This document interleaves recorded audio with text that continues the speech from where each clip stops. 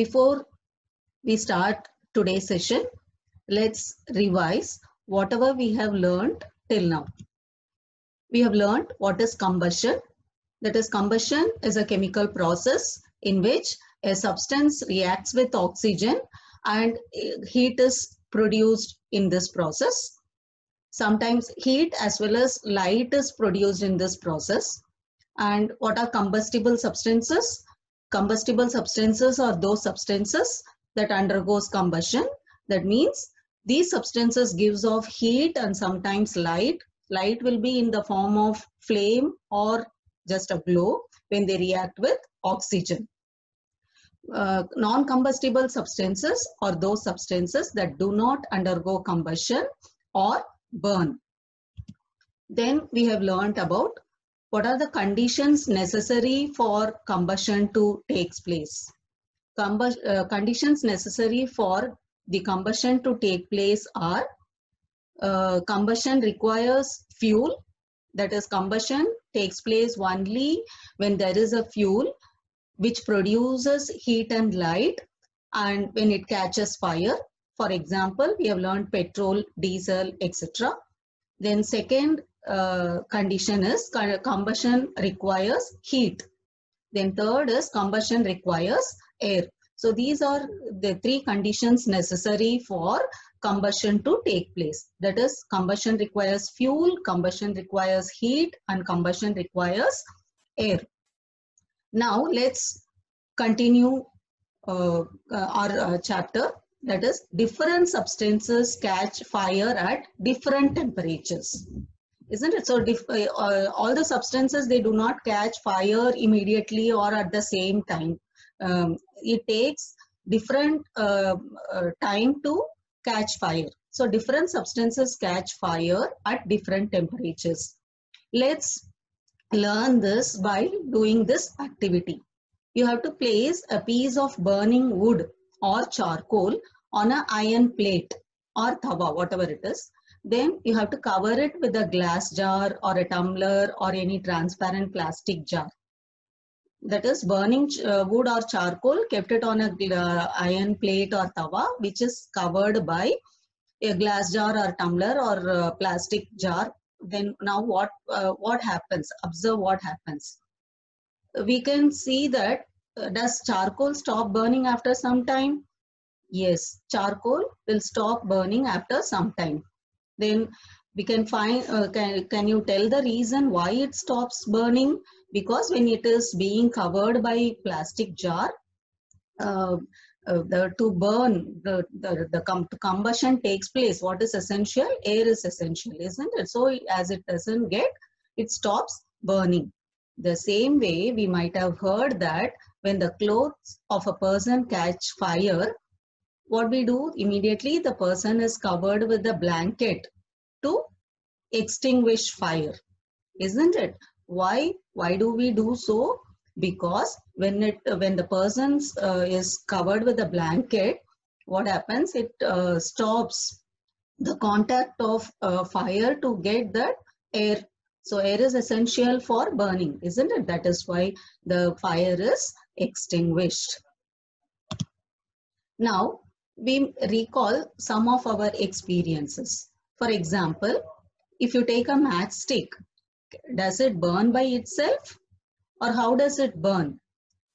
And how does it burn when we strike a matchstick on the matchbox, side of a matchbox? Isn't it? Then only it burns. Then we must have had an experience of burning a piece of paper, isn't it? And does it burn when a burning matchstick is brought near it? Yes, it starts burning. Can you burn a piece of wood by bringing a lighted matchstick near it? Can the piece of paper be burnt when the lighted matchstick is brought near it? But the same way, when we keep a lighted matchstick near a piece of wood, can the piece of wood start burning? Why do we have to use? What do we do? It doesn't burn. So we have to use paper or we have to pour some kerosene on it then only the piece of wood or coal will burn. So these experiences tell us that different substances catch fire at different temperatures. The lowest temperature at which the substance catches fire is called its ignition temperature. So each and every substance has its own lowest temperature. At that temperature only it starts, it catches fire. So that temperature is called as ignition temperature. So what is ignition temperature? The lowest temperature at which a substance catches fire is called ignition temperature. So this ignition temperature varies from substance to substance. And we may find that combustible substances cannot catch fire immediately or burn since till it reaches, or as long as its temperature is lower than its ignition temperature. So what is ignition temperature? The temperature, the lowest temperature at which the substance catches fire. So all the combustible substances, when its temperature reaches lower than its ignition temperature, then only it will catch fire. And kerosene oil and wood do not catch fire on their own at room temperature, isn't it? If we keep kerosene oil or wood at in one place, it will not catch fire on its own. But if the same way, if the kerosene oil is heated little, it will catch fire. But for the wood, we have to heat little more, then only it will catch fire. What it means? It means that ignition temperature of kerosene oil is lower than that of wood. That is why kerosene oil catches fire at a very little temperature. For wood, we have to apply little more temperature than that. What it means? It means that ignition temperature of kerosene oil is lower than that of ignition temperature of wood. So we have to take care to store a kerosene oil because kerosene oil has lowest ignition temperature. Now let us learn about the history of matchstick, how matchstick is being formed, being produced. The history of matchstick is very old. More than 5,000 years ago, a small piece of pine wood dipped in sulfur were used as matches in ancient Egypt. So it was discovered 5,000 years ago. How did they discover? They dipped a piece of pine wood in sulfur. Now the modern safety matchstick was developed after only about 200 years ago. Now let us learn how the matchstick is being produced. A mixture of antimony trisulfide, potassium chlorate and white phosphorus with some glue and starch was applied on the head of a match made of suitable wood. So you might have seen that matchstick, isn't it? At the tip you can see that brown color head. What it is made up of? It is made up of a mixture of antimony trisulfide, potassium chlorate and white phosphorus with some glue and starch. Then only that head is formed, isn't it? Then when this head is struck against the rough surface, what happens? White phosphorus get ignited, and due to the heat of friction, how it is getting ignited, get burnt due to friction. Then this started the combustion of the matchstick. However, now white phosphorus proved to be very dangerous both for the workers, those who are manufacturing, and also for the users. So nowadays, the head of the safety matchstick contains only antimony trisulfide and potassium chlorate. The rubbing surface, the matchbox, which has rubbing surface on the side, isn't it? It has powdered glass and light red phosphorus. Red phosphorus is much less dangerous. And when the match stick is struck against the rubbing surface, what happens? The red phosphorus gets converted into white phosphorus.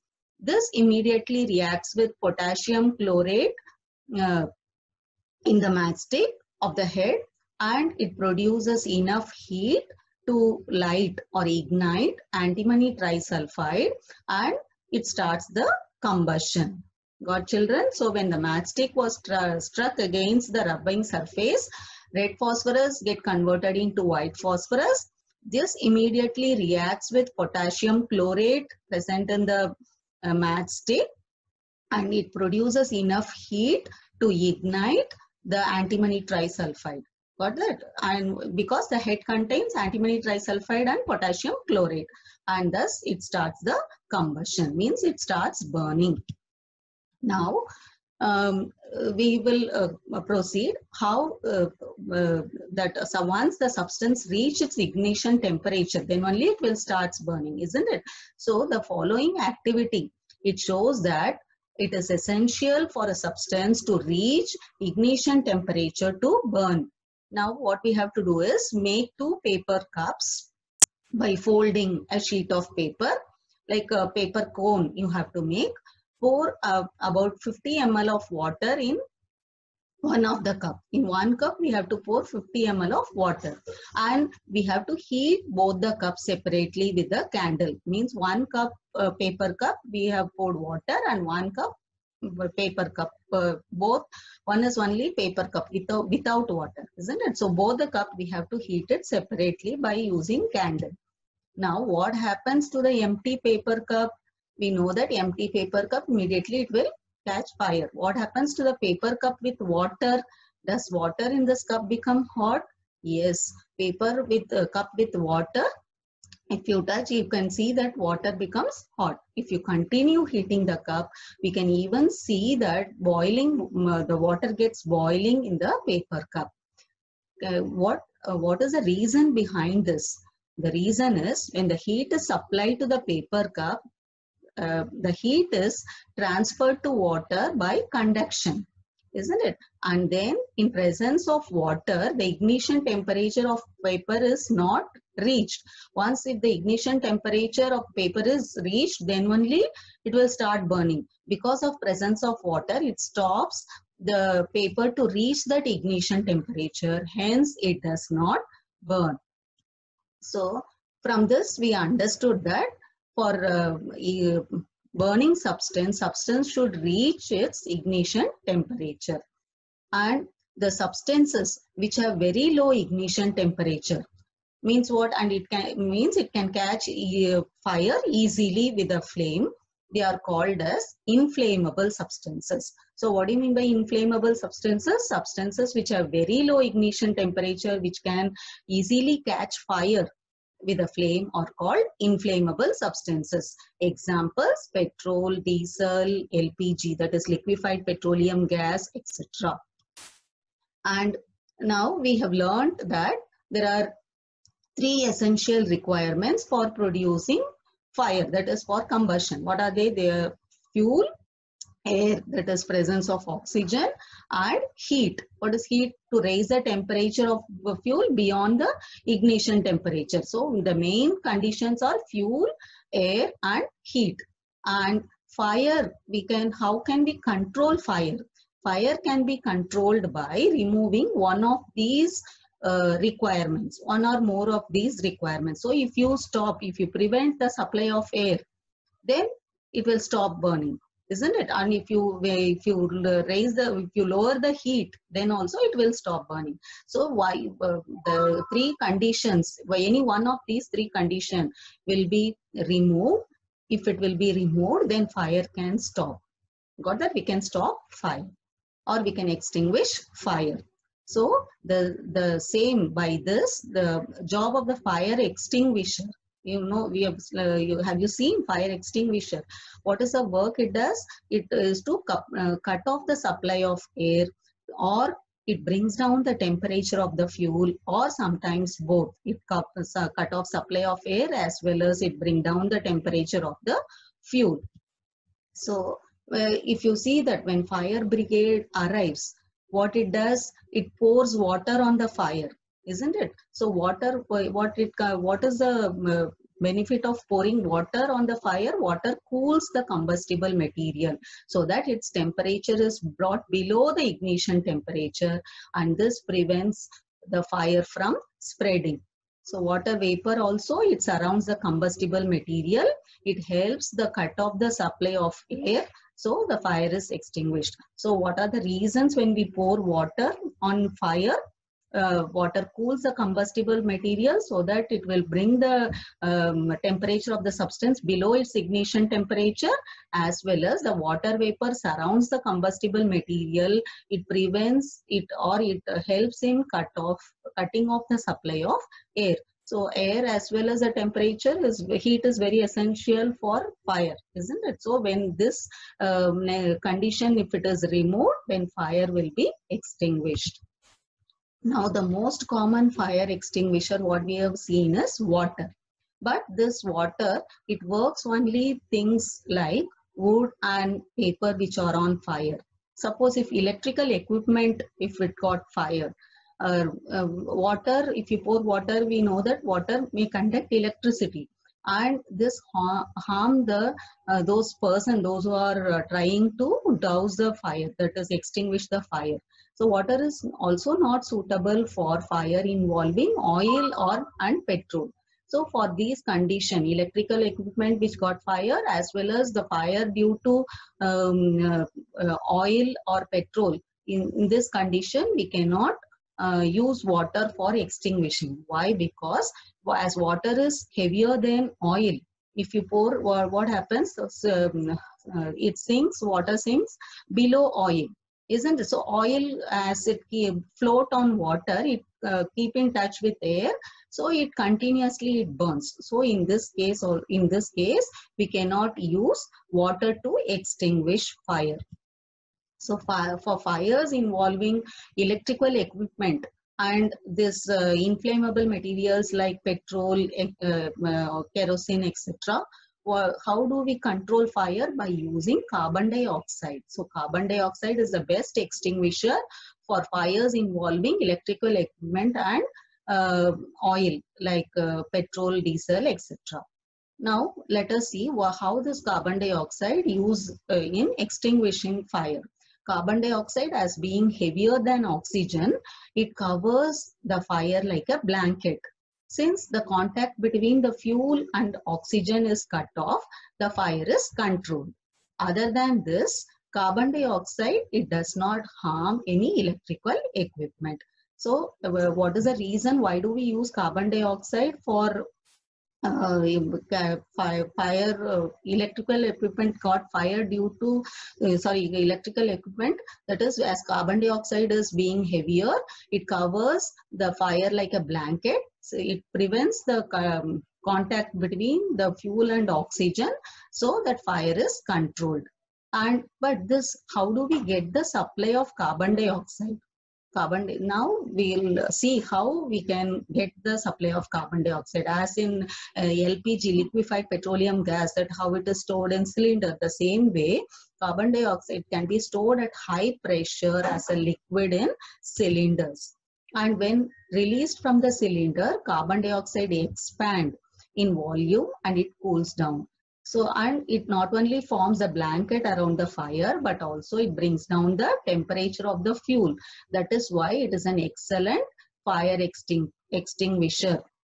Also, it releases, and another way, this is one way, that is carbon dioxide is stored in cylinder in a liquefied with high pressure. And another way of carbon dioxide is to release is dry powder of chemicals like sodium bicarbonate, that is baking soda, or potassium bicarbonate. And when near the fire, when these chemicals sprayed, they are due to chemical reaction, this gives off carbon dioxide. And now let us go in detail how this powdered form fire extinguisher is being worked. This type of fire extinguisher, that is powdered form, it contains mixture of baking soda, that is sodium bicarbonate, and sand.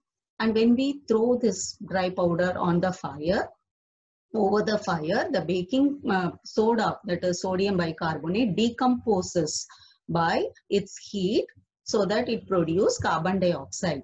Since carbon dioxide is heavier than air, it descends to envelop, to cover the burning flame, and cuts off its contact with air, that is oxygen supply. So the chemical reaction is NaHCO3, that is sodium bicarbonate.